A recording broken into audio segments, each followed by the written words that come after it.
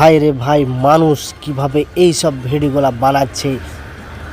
অনেকজন তো বলে মানুষ কিছু করতে পারে না, কিন্তু দেখুন মানুষের অভিজ্ঞতা এবং পরিশ্রমতা কিভাবে বজায় রেখে কাজে লাগে।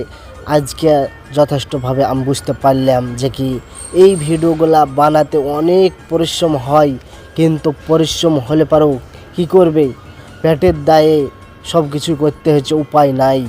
তাই ভিডিওগুলো বানাচ্ছে, তো ভিডিওগুলো অনেক সুন্দর হচ্ছে। আশা করি আমাকে ভালো লাগে এবং আপনাদেরকেও ভালো লাগবে।